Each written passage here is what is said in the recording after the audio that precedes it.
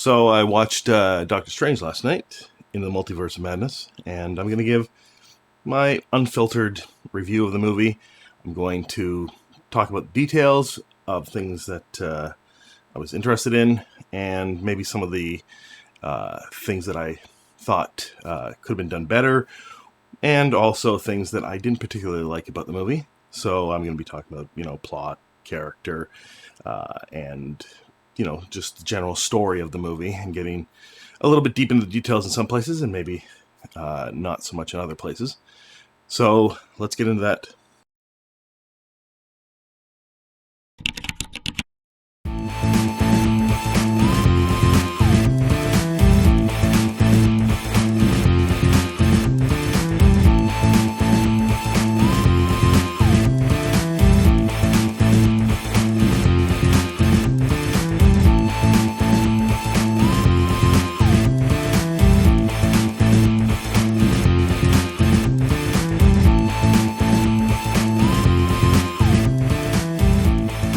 One thing that I noticed at the very beginning of the movie was how different the trailers made the movie out to be. And that's not necessarily a bad thing. It's good to be surprised by what happens in a movie based on what you thought was going to happen in the trailers. But this particular movie had a huge surprise because things almost immediately flip. And now this is definitely a deep dive into sort of the plot. And it's interesting because the plot structure of the movie seems to have the twist at the very beginning. Now, I'm not sure how much this twist would be at the beginning if we weren't, 20 some odd movies deep into the MCU and everyone had seen WandaVision and, the original Doctor Strange and Endgame and, of course, Spider-Man No Way Home. We were expecting a certain thing going into the movie, and this movie flips that basically at the very beginning of the movie, and you're not quite certain now where the movie's going. But would that be the case had this just been a standalone movie and you had seen the trailers? Maybe. And I'm not really sure whether this would be a twist at the beginning if this was a movie that wasn't part of this giant structure. But in this case, because most of the people going to see these movies have seen some, most, or all of the movies, this does become a twist. So this is what the twist is that I was not expecting. Maybe other people were expecting it and it's not a twist for them, but I can't see it because I think what we thought was going to happen was, Doctor Strange and Wanda Maximoff are going to encounter a situation that they have to deal with together. And either the movie was going to be they deal with that and maybe something else that Wanda is doing causes a problem, or she is the problem, and that comes near the end of the movie where either Doctor Strange has to face off against Wanda, or Wanda and Doctor Strange together have to face off against an altered self of her, or something else going on with her and have to save her. But that's not what happens. At the very beginning of the movie, and you've seen in the trailers, Doctor Strange goes to Wanda and explains what's happening up until that point. And this is that the character of America Chavez has been running through different realities, trying to run from someone using witchcraft. And so Doctor Strange is unfamiliar with, I guess, that side of magic and figures that he would bring in an expert. And he's, asking Wanda what she knows about the multiverse. And what I was expecting in the movie and others were that, that she would go along with Doctor Strange and help him figure it out and something else would happen. But what turns out is that Wanda is the person chasing America Chavez through the multiverse and sending demons to basically, I guess, run her into this reality so that Wanda can capture her. And the way that this is revealed is that she says America Chavez's name when Doctor Strange didn't. It's kind of that trope. Oh, you didn't tell me that name, so obviously, how could I know the name if I wasn't looking into your situation somehow? And then the movie goes in a direction you didn't think was going to happen, in that immediately Wanda is the villain, and then, attacks the Sorcerer's Enclave, and they have to defend against her, and it becomes impossible, and they lose, and then eventually Doctor Strange and America Chavez flee into another part of the multiverse, while Wong is, basically a captive of Wanda. Now, I want to go back and talk about America Chavez, because it's the character I knew basically nothing about. And when I was watching the movie, I was thinking, these can't be her powers. I just, for the life of me, couldn't picture a character with like this super strength and the abilities that she had, in addition to being able to punch into other realities. I thought this was sort of made up for the movie to make it easier to not have to introduce some other elements to provide the inter reality travel.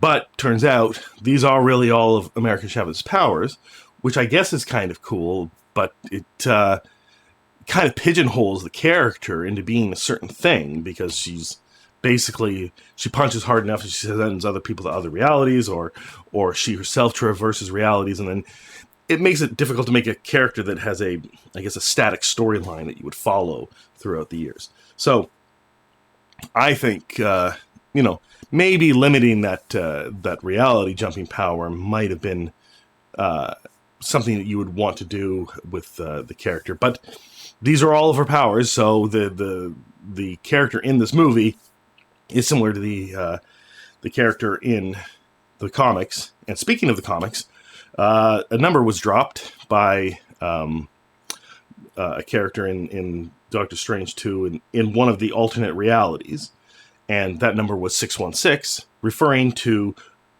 the MCU Earth as being Earth 616, which is the old address of Marvel Marvel Comics in New York, and that always denoted the prime universe where the comics were taking place, where the main comics of the movie were taking place, and the main comics that they were publishing were taking place, and the movies were thought to be a different reality, maybe very close to 616, because they're based on the Ultimate Universe, which has a different numerical designation, and the movies would be somewhere, I guess, between 616 and whatever the Ultimate Universe's numerical designation is. But no, this is now Earth 616, and I don't know whether the comics now are going to change their own numerical designation, because they're clearly not taking place in the same universe as the comics and the movies, and even the old Ultimate line. The movies are a reality separate to themselves. They have their own little history. So I thought that was interesting. And of course, the big cameos. I mean, when I first watched the trailers, I didn't recognize Patrick Stewart's voice, or it just kind of went over my head, so I wasn't really expecting Patrick Stewart to come into the movie until I watched another trailer, and obviously, his wheelchair and stuff like that. So I'm like, oh, there's going to be Patrick Stewart. And I certainly was not expecting that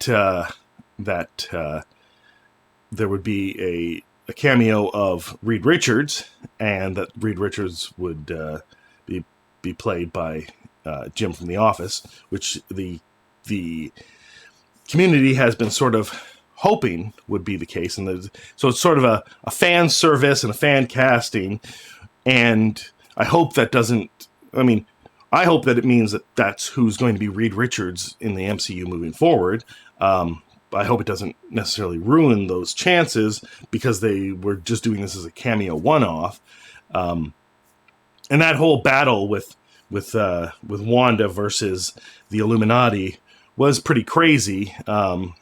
And this is where you see a lot of Sam Raimi-ness in the movie, because she becomes sort of, I guess, a she starts moving like a deadite, basically. And if you know Sam Raimi, he did Evil Dead movies, and the movements that he does and the jump scares that he does and the way that he jerks the camera, very much on display in this scene as Doctor Strange and America Chavez are running away from Wanda Maximoff after she's basically obliterated the Illuminati. The next part of the movie then becomes, Wanda eventually has America Chavez, and then how is Doctor Strange going to save her? He's stuck in an alternate reality. And the way he resolved it was kind of interesting. And so this is another thing is that I think people were expecting was that the what if Doctor Strange, the one that became this demonic figure that had basically sucked up all the magic in his reality and become really corrupted, was going to be in this movie. And it seemed that way. But the way that they cut these trailers, cut what Doctor Strange became himself when he was traversing realities. So basically what happens is he has to get into his main reality to help America, but he can't actually travel through different realities. And so he basically has to use a spell from the Darkhold, which allows him to inhabit one of his alternate reality selves. And because there's a dead body of himself from another reality in his reality, he inhabits that, and then he sucks in all these spirits, and they basically become this sort of grouping around him, which is where you see all those arms. And everyone thought that meant that the what if Doctor Strange was in it. And then, of course, he does this after meeting an alternate reality Doctor Strange that basically obliterated his own reality. And the way that Doctor Strange looked, everyone thought that was the what if Doctor Strange. But no, they're two separate things, and the what if Doctor Strange doesn't get referenced in there. And of course, the reason, another big reason why people thought that Doctor Strange was going to show up is because Captain Britain, Agent Carter, who basically took the super soldier serum, shows up in this movie as a member of the Illuminati. But that also was not a clue to this what if Doctor Strange showing up. So these three things were sort of separate events. So basically, now Doctor Strange has the ability to do something in his reality, even though he can't travel to his reality. And he basically uses all his abilities to try and stop Wanda. But what really, stops her in the end is America Chavez opening up the reality that she was trying to basically take over the body of an alternate version of herself so she could live with her children, and basically showing how fearful those children are of her and how much they love their mother from their reality. And of course, this sets in motion, the end of the movie. And that's kind of where it let me down, because basically you got a whole lot of this action and you think that it's leading to, obviously a final confrontation, but also something really big. And while, the whole thing about Wanda is that she wants to be with her kids, and that it is a big deal to take a small moment and take this family and save three individuals and maybe save Wanda's soul at this point in time. It just seemed disconnected. Well, not disconnected, just a little bit disjointed. And the movie at that point for me kind of moves down a notch if I was to rate it. As the movie progressed throughout it, I thought it was pretty great. I wasn't that enthused about what they were doing with Wanda, and I kept hoping throughout the whole movie that this Earth that everything sort of started on with this Doctor Strange and this Wanda Maximoff, I kept hoping that it was this alternate reality, and we were going to get flipped in mid movie or in near the end of the movie, that it turned out that this was just another alternate reality, Doctor Strange and Wanda Maximoff, and the real ones were going to finally solve the problem at the very end. Because while I understand in the comics Wanda Maximoff did a lot of bad things because Vision died, and she wanted, and her kids died, and she wanted to get back to them. And that's kind of her storyline in the comics, and also seemingly in this MCU. I've grown fond of the character, and I kind of didn't want her, I guess, soiled by absolute villainy that she shows in this film. And I would have preferred if this had been an alternate reality, Wanda Maximoff doing these things, and that our reality, Wanda Maximoff, had to maybe face off against her. But I understand maybe almost no one probably is going to feel that way about Wanda.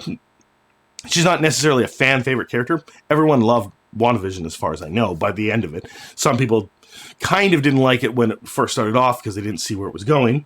And they did like all the speculation that happened and all the crazy things that happened in it. But I still don't think that most people's favorite character is Wanda Maximoff. She's not necessarily my favorite character either. I just really like Elizabeth Olsen's portrayal of her and what has gone on in the MCU with her. So I was kind of rooting for her and didn't want her to become this absolute villain.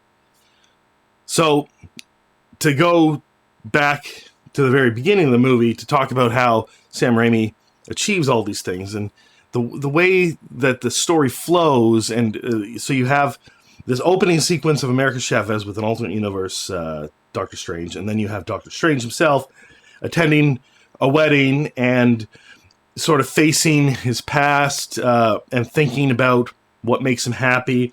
And then America Chavez also has his past, and later on in the movie they'll be in this reality where they look at a memory and they come to understand each other. That was very well done.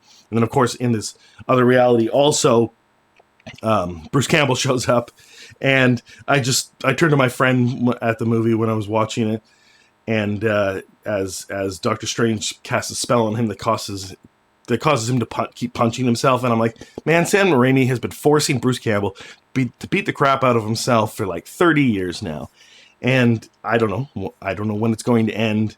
Obviously, Bruce loves being in Sam Raimi movies, and Sam Raimi loves having Bruce Campbell, and it's always a treat to see him. I would like to see Bruce Campbell do more in the MCU, but I don't think that's necessarily going to happen.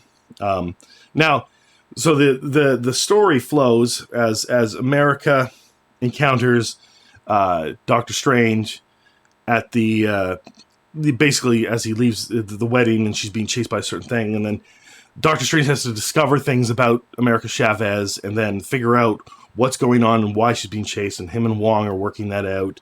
And then that's when I said the twist comes, when he goes to visit Wanda to figure out the witchcraft.